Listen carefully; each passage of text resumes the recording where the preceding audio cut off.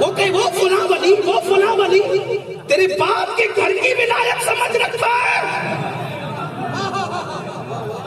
کیا سمجھ رکھا ہے دین کو؟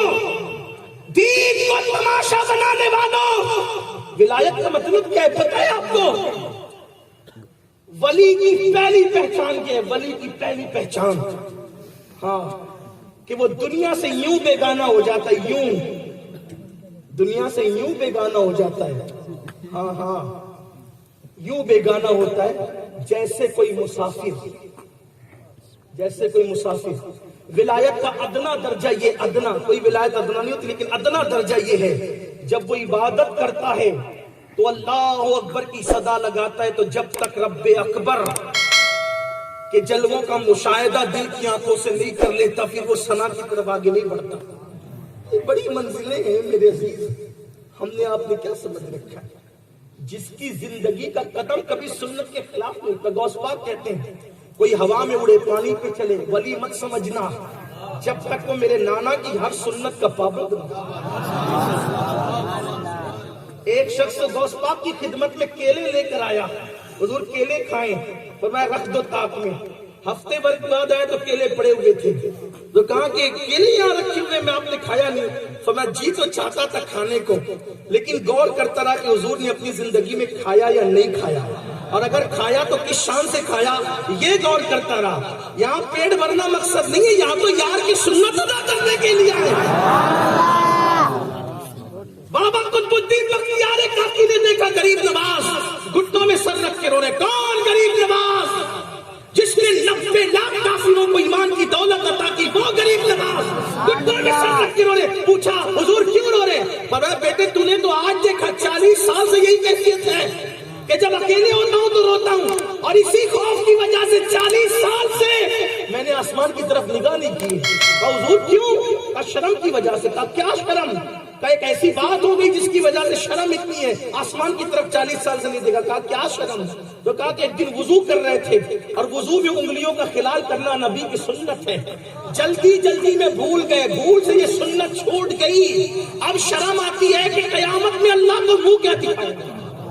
یہ حال ہے ولیوں کا، جن کے یہاں فرض نہیں، جن کے یہاں واجب نہیں، وہ لوگ ولایت کے دعوے دار ہیں، جھوٹ ہے، مکار ہے۔ اور ایک بات آپ کو بتاؤں سب سے بڑی بات، جس کو قدرت ولی بنا لیتی ہے وہ کبھی نہیں کہتا کہ میں ولی ہوں۔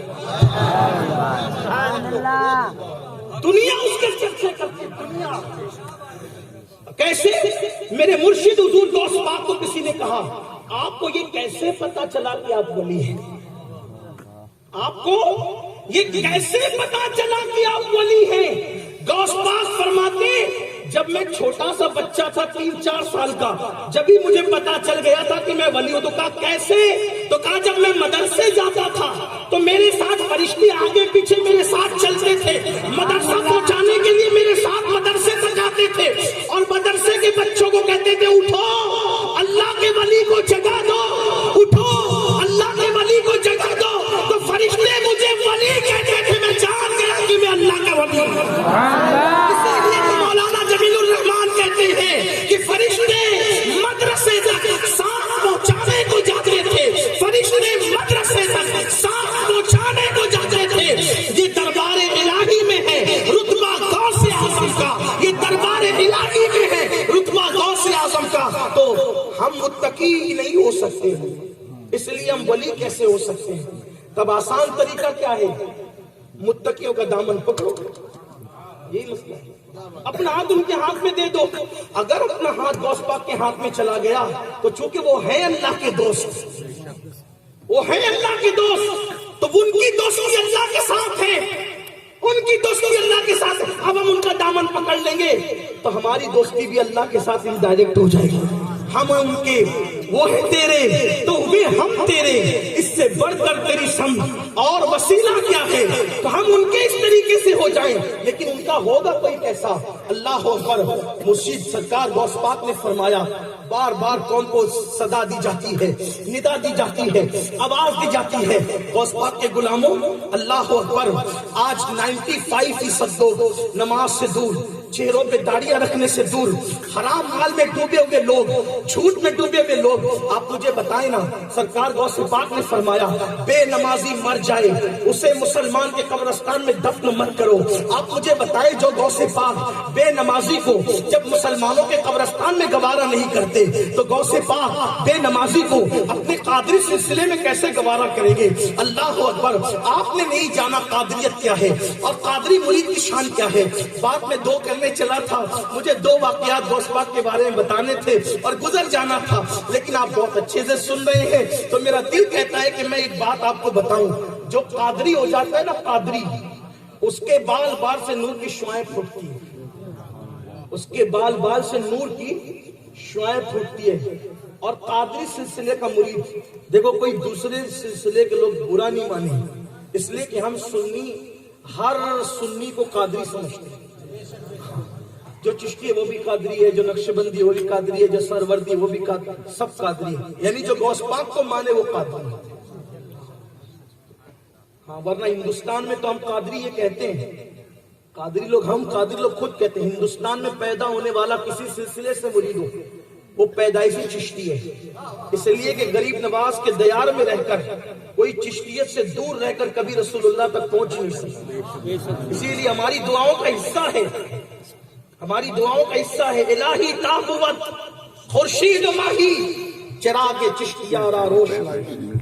اور یہ اولیاء اللہ میں کوئی جھگڑے فساد نہیں ہے، یہ جھگڑے تو دنیا دار لوگ لڑتے ہیں، بلکہ غریب نواز تو غوث پاک کی منقبت پڑھنے والی ہستی ہے۔ میرے غوث کی شان غریب نواز نے جس شان سے بیان کی کوئی کیا بیان کرے گا۔ غریب نواز کہتے ہیں یا غوث معظم نور خدا۔ اچھا ہم ہی صرف یا غوث نہیں کہتے، منقبت کا تیور دیکھیں، ہم ہی صرف یا غوث نہیں کہتے، جس نے 90 لاکھ کافروں کو توحید کا نور عطا کیا وہ بھی ہند میں بیٹھ کے یا غوث کہتے ہیں، اور صرف یا غوث نہیں کہتے بلکہ غوث معظم کہتے ہیں۔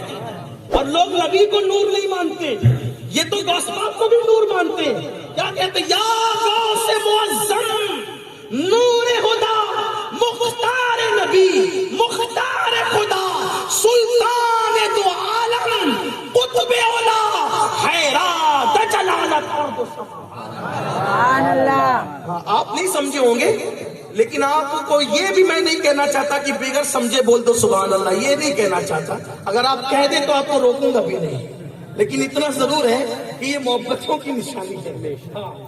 یا غوث معظم نور خدا، اے غوث اعظم، اے عزت والے غوث، آپ ہدایت کے نور ہیں، اور ایسے نور ہیں کہ اللہ و رسول نے آپ کو مختار بنایا، مختار سلطان دو عالم، اور آپ دونوں عالم کے بادشاہ ہیں۔